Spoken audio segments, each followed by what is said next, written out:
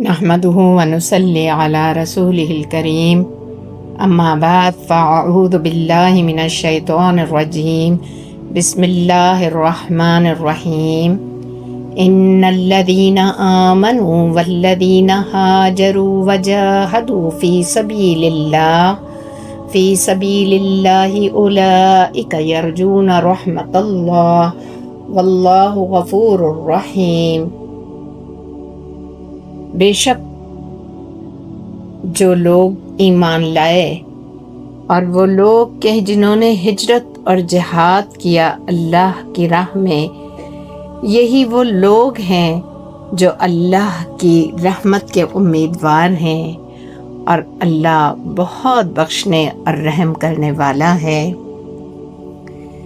ہجرت کے کیا معنی ہیں؟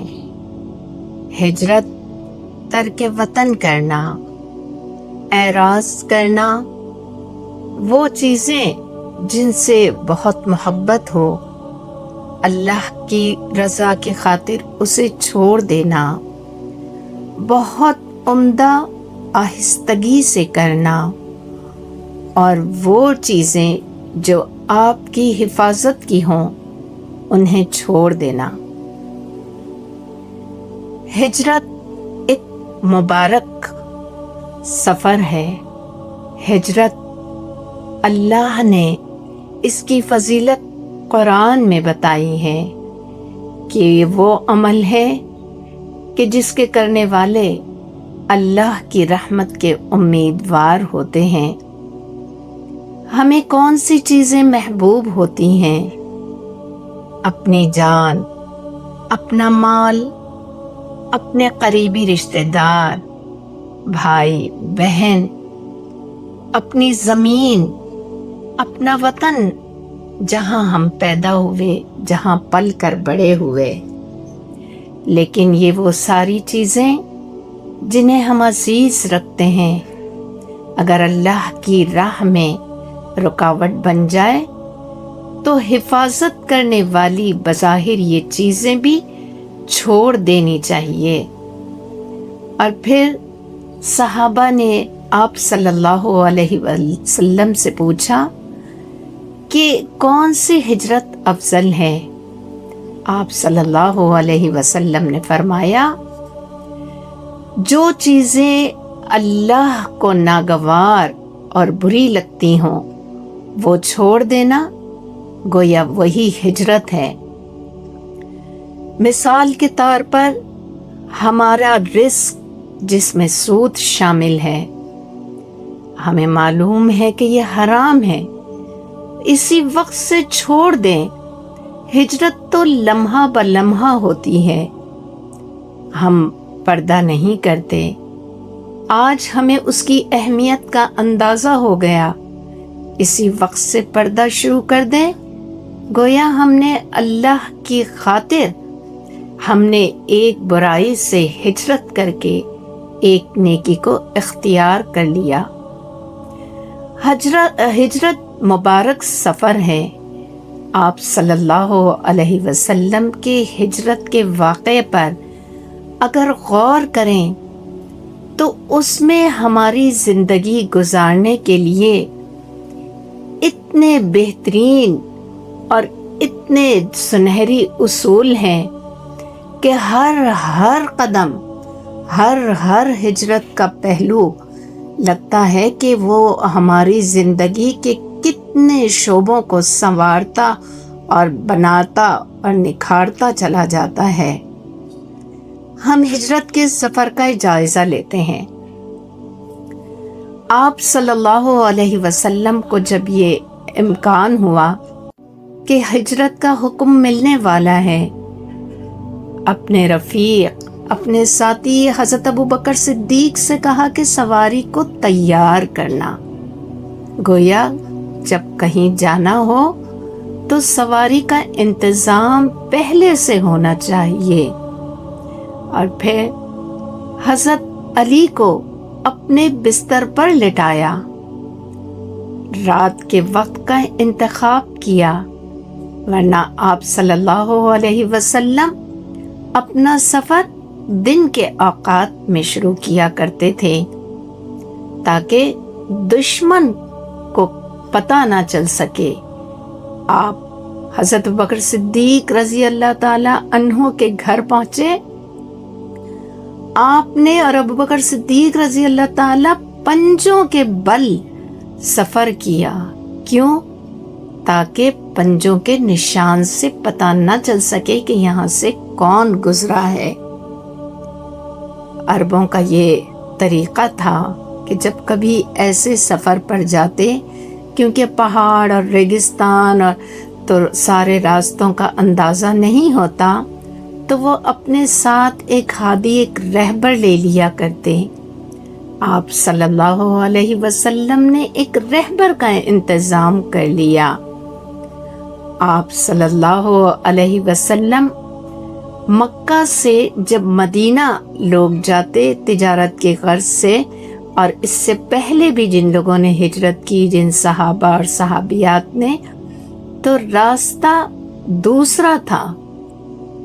آپ صلی اللہ علیہ وسلم نے مختلف راستے کا انتخاب کیا کہ دشمن کو اگر گمان ہو اور وہ اس راہ پہ نکلے تو انہیں پا نہ سکیں۔ حضرت ابوبکر صدیق رضی اللہ تعالی عنہ اور آپ صلی اللہ علیہ وسلم غار ثور میں پہنچے اور آپ نے وہاں 3 دن قیام کیا۔ کھانے اور پینے کے انتظام کے لیے حضرت ابوبکر صدیق کی بیٹی حضرت اسما جو آپ کو کھانا پہنچایا کرتی تھی، اور پھر یہ انتظام کہ ان کے قدموں کے نشان سے بھی آپ کا پتہ نہ چل سکے، تو آپ کا جو غلام وہ جانوروں کو لے کر، اپنے مویشیوں کو لے کر وہاں سے گزرتا، تاکہ گمان بھی نہ ہو کہ یہاں سے کوئی انسان گزرا ہے یا کوئی جانور گزرا ہے۔ آپ دیکھیں کہ کیسی منصوبہ بندی ہے۔ ہجرت ایک مبارک سفر ہے جو ہمیں قدم قدم پر رہنمائی کر رہا ہے۔ ایک ایک آپ صلی اللہ علیہ وسلم کا ہجرت کا سفر ہمارے زندگی میں، چاہے وہ دور جدید کا سفر ہی کیوں نہ ہو، اگر اتنی عمدہ منصوبہ بندی کے ساتھ اگر سفر کیا جائے کہ کھانے کا بھی انتظام ہو، راستہ بتانے والا بھی ساتھ ہو، دشمنوں سے بچنے کے لیے اس حد تک احتیاط کے قدم کے نشان بھی نہ پا سکیں، اور دشمنوں نے تو یہ اعلان کر دیا تھا کہ جو آپ صلی اللہ علیہ وسلم کو تلاش کر کے لائے گا، 100 سرخ اونٹ ان کو انعام کے طور پر دیے جائیں گے، اور خبریں پہنچانے کے لیے بھی کہ مکہ والے کیا کر رہے ہیں، ان کا بھی انتظام پورا کیا کہ آپ صلی اللہ علیہ وسلم کو لمحہ بلمحہ کی دشمنوں کی خبر پہنچ رہی تھی۔ اور پھر آپ صلی اللہ علیہ وسلم جب مدینہ پہنچے تو جس طرح آپ صلی اللہ علیہ وسلم کا استقبال ہوا، وہ بھی ہمارے لیے درس ہیں کہ آنے والے، ہجرت کرنے والے، اللہ کی راہ میں سفر کرنے والے کتنے عزیز ہوتے ہیں، کہ جن کے لیے اپنا گھر، اپنا مال، حتیٰ کہ اپنی بیویاں بھی آدھی آدھی تقسیم کر دی گئیں۔ یہ ہے ہجرت کا مقدس سفر، کہ جس کو اللہ نے قرآن میں امت کے لیے فرض قرار دیا ہے کہ جب دین پر عمل کرنا مشکل ہو جائے، اللہ کے احکامات پر عمل کرنا مشکل ہو جائے، تو اس سرزمین کو چھوڑ دو کہ اللہ کی زمین بہت وسیع ہے۔ اللہ تعالیٰ قرآن حکیم میں ارشاد فرماتے ہیں، والذین ہاجروا فی اللہ من بعد ما ظلموا لنبوئنہم فی الدنیا حسنہ ولأجر الآخرۃ اکبر لو کانوا یعملون۔ وہ لوگ کہ جنہوں نے اللہ کی راہ میں ہجرت کی بعد اس کے کہ جب ان پر ظلم کیا گیا، البتہ ہم انہیں دنیا میں بھی بہترین ٹھکانہ دیں گے اور آخرت میں تو ان کے لیے بہت بڑا اجر ہے۔ کاش یہ علم رکھتے۔ اللہ تعالیٰ اس مبارک سفر کی خیر و برکت کو سمجھنے والا ہمیں بنائے اور اس مقدس سفر پر جو بھی عمل کریں ان کی خیر و برکات عطا کرے۔ آمین۔ وآخر دعوانا ان الحمد للہ رب العالمین۔